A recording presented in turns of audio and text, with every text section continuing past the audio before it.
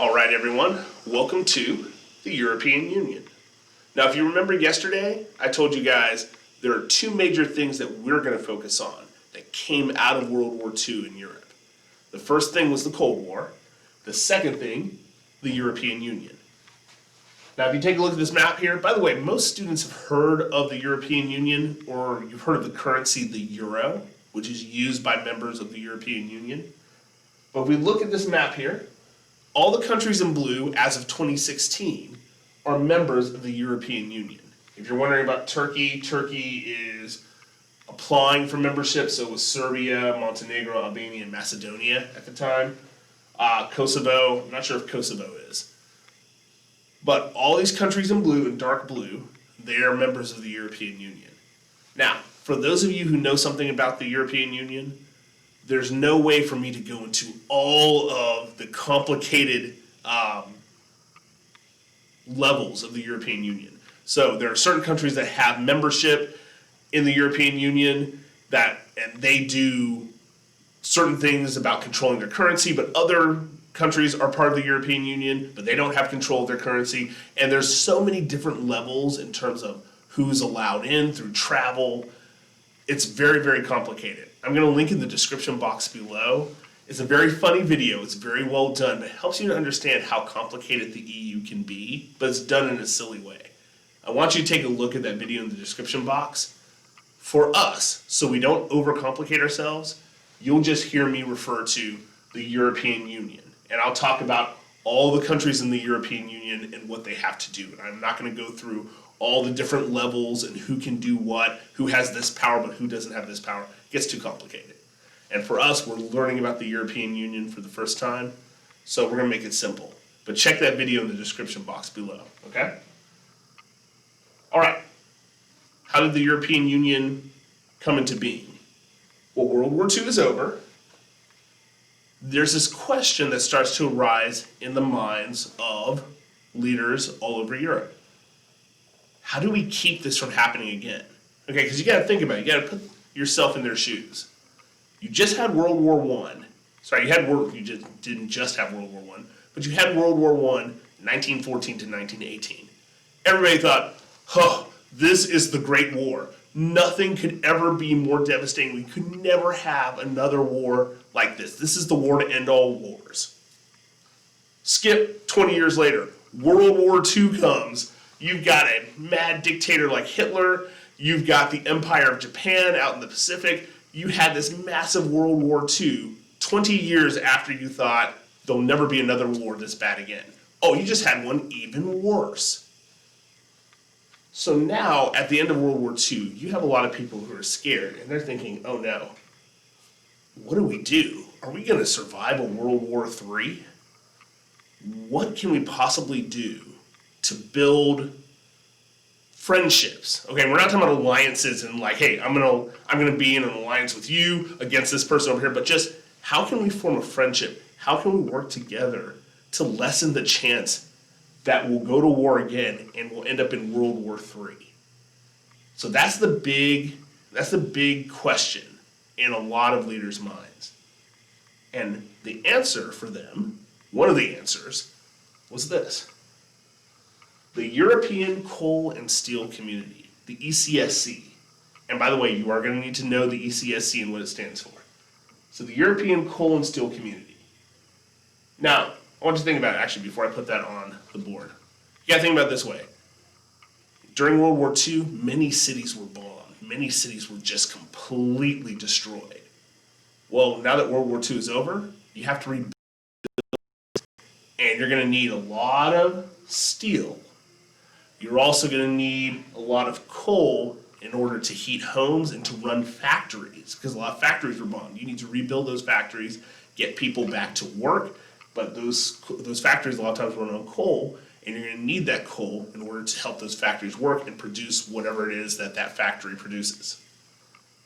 So, here's the idea. Belgium, France, West Germany, because remember East Germany is under control of the Soviet Union, West Germany, Italy, Luxembourg, and the Netherlands signed the Treaty of Paris in 1951. So we look here, you see the map here? West Germany, you got Belgium, Netherlands, Belgium, France, Italy, and you got little Luxembourg right there. All right. Again, they're going to form this group, and basically, what this group is going to allow is this: a free trade zone. So, what does that mean?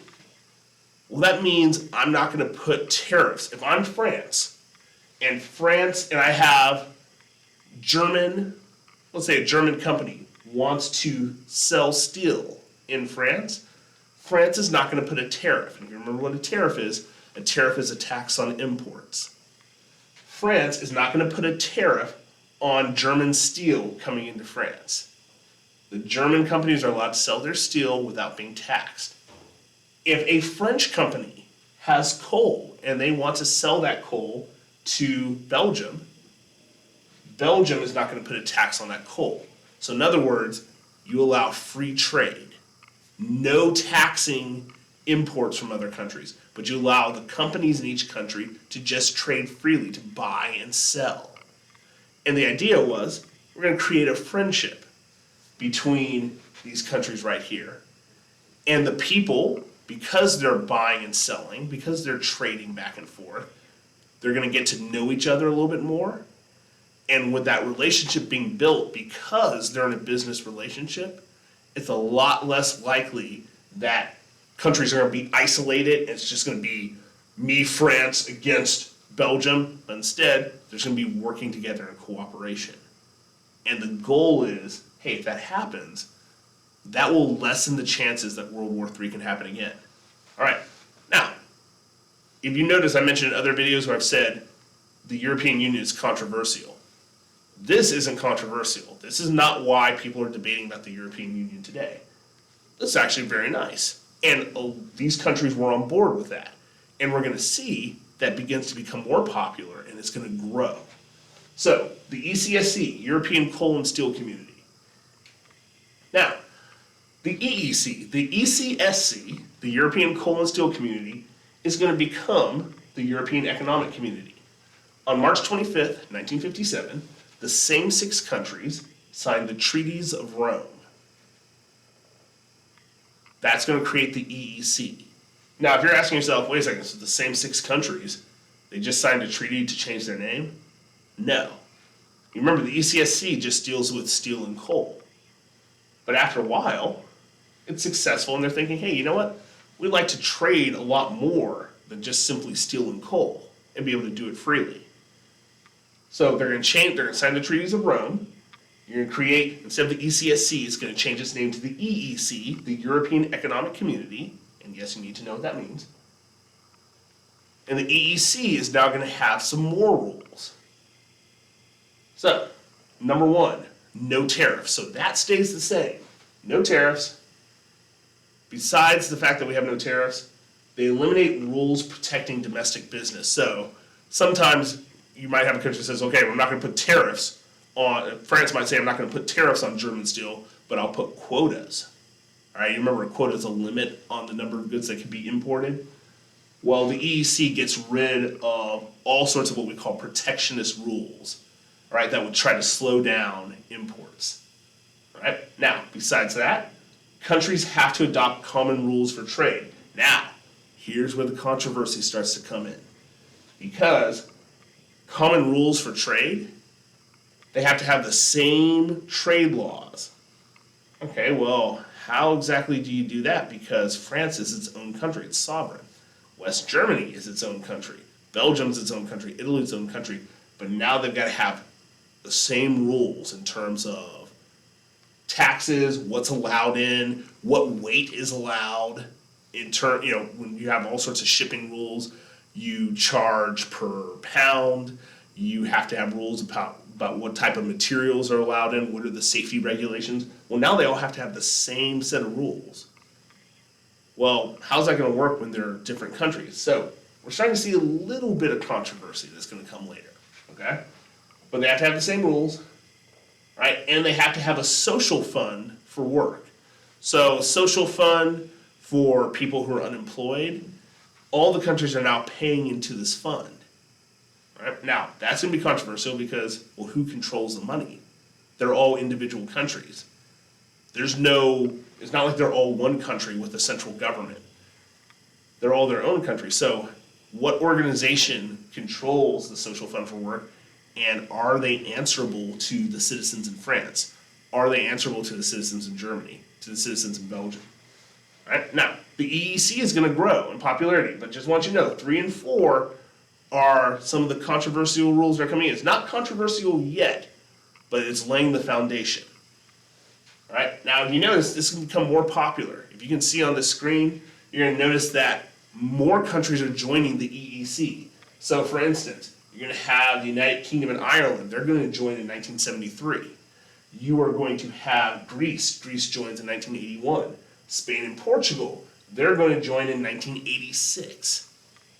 So all of a sudden, you've gone from just the original 6 countries to now look, this is pretty much most of Western Europe plus Greece.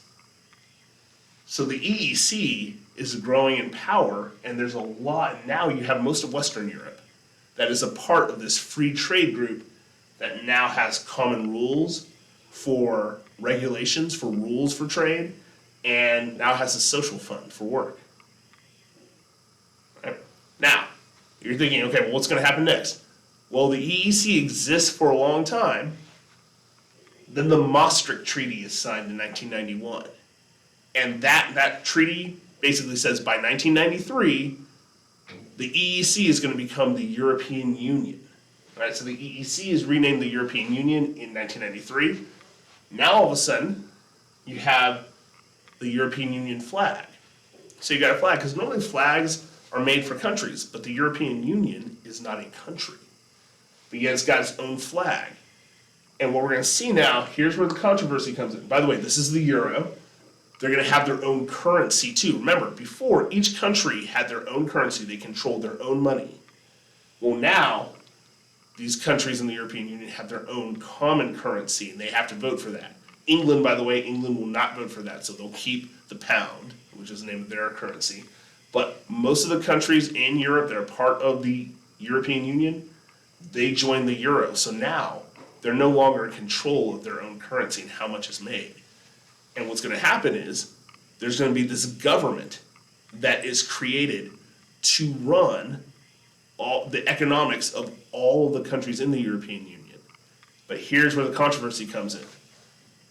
There's about 3 presidential offices in the European Union. None of them are elected by the people. So the citizens of France can vote for representatives. I'm just using France, but France, think about all the countries in Europe. The citizens of France can vote for representatives from France to go to the European Parliament. But they don't get to vote on who the president of the European Parliament is and all the different sections of the European Parliament. Also, here's the thing. If the European Union passes a law that goes against what the Constitution in France says, then now the laws in the European Union override France. Now the laws, if you're in the United Kingdom, now the laws that are created in this European Parliament overrides the Parliament of the United Kingdom. You guys starting to see some controversy here? Imagine if we passed a law, the United States. Well, obviously we're not in Europe, so we can't be part of the EU. But imagine that we passed a law in Washington, D.C., and then some other group outside the United States says, nope, we're passing this law, and the law is the exact opposite of what was voted on in Washington, D.C. And all of a sudden, we, the United States, have to obey the law from some other government. But we don't get to vote on who those people are. And whatever they say overrides our own laws here in the U.S. Right? That wouldn't go over well in the United States. Well, this is a controversy that's happening in Europe. You have the European Parliament with its different presidents that control different sections of the European Parliament, but what is passed in the European Parliament overrides anything passed, any law that's passed in each country. And the people in those countries have to follow the laws of the European Union, even though they don't get a chance to vote on it, even though they don't get a chance to vote on who leads the European Parliament. Right? Now, if that's a little bit confusing, I'll be on conference, talk to me. But that's where the controversy comes in. So, European Union controversies. Here's some other things that with the European Union that have become controversial. All right, the common currency, where all of a sudden now, instead of Germany having the Deutschmark, which used to be their currency, they have the euro. But now you have this common government that controls all the currency, so the countries are no longer in control of their own currency. You have president of the EU. You have the president, technically, there's 3 presidents because they control different sections of the European Commission. So this lady, she was appointed because remember, the citizens of the countries in the European Union don't vote on any of these people. So the European Commission president, Ursula von der Leyen, she is European Commission president, right? Nobody voted for her. She's just appointed to that position, but she has a lot of power, right? You have a European Court of Justice. This was huge, all right? Because this Court of Justice, what they rule overrides the courts in France. So you might have the Supreme Court of France that says, no, this is wrong.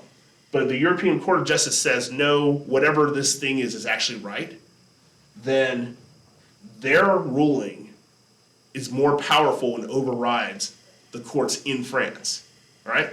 Again, imagine if with us in the U.S., if we've got the Supreme Court. Imagine the Supreme Court made a ruling and then some other court outside of the United States came up with a different ruling and we were all forced to obey that other court's ruling. Well, why would we even have our own court system? It would feel like we didn't have any control. Well, that's what's happening. So you have a European Court of Justice that can override any court in any country in Europe. But yet the people don't have a say of who's on this court, and they don't get a choice in the matter. All right? Sorry, I don't mean to rub her face like that. So you have the European Parliament.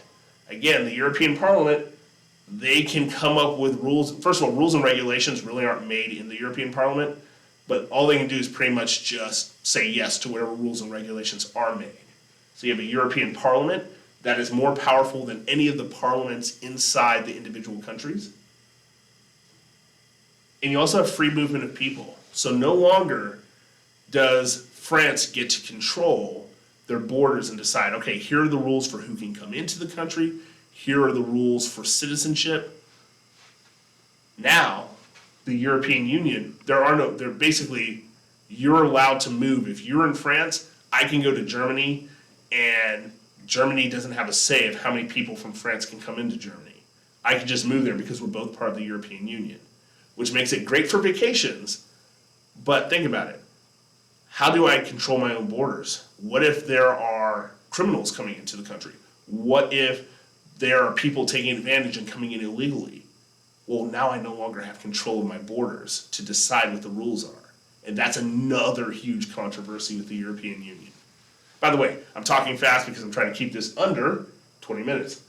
All right?